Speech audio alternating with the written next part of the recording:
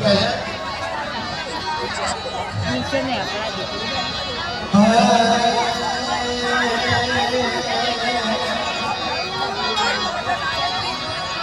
ગુરુ મારા નારી મુझ પર ગઈ थी मैं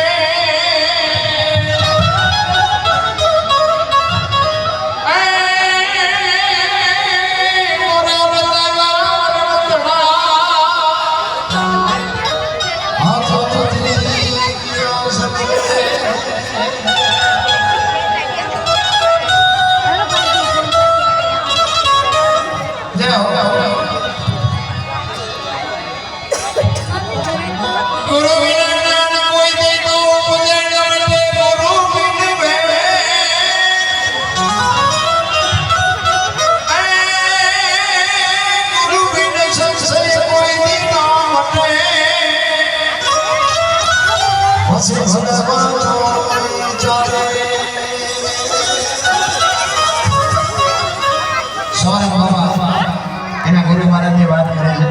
કે મારા સદગુરુ મને ન મળ્યા હોત તો મારી સોળ શકતા જેટલા મહાપુરુષો થયા ને એ સદગુરુના ચરણે જ બોલ્યા છે સદગુરુના ચરણે જેઠીરામ બોલ્યા સદગુરુના ચરણે દાસી કિરણ બોલ્યા મીરાબાઈ બોલ્યા બાપુ સદગુરુના ચરણે એટલે સવારામ બાબા કહે છે ફુલકરજી બાપુ મને ન મળ્યા હોત તો મારી શું દિશા હતા એટલે એના ગુરુ મહારાજની વાત કરે છે જુગતી કરીને જોવા હારે મારા સદગુરુએ બતાવી મને અમર નગર માયા તમ દેખ્યા હું તો ભૂલી ગઈ તી દેહનો જો બાપુ આ શબ્દ સુનવા આવે ને બાપુ 1 લાખ કરોડ રૂપિયાના છે તમને નો ધ્યાન હોય તો ધ્યાન રાખજો અમર નગરમાં આતમ દેખ્યા ભૂલી ગઈ દેહનો ભાન અમરનગર જાય બાપુ અટપટી વાતો છે આ એ ઝટપટ નથી અમને પણ એનું મંથન કરો ને બાપુ જીવનનો ઉદ્ધાર થઈ જાય આ બધા અલગ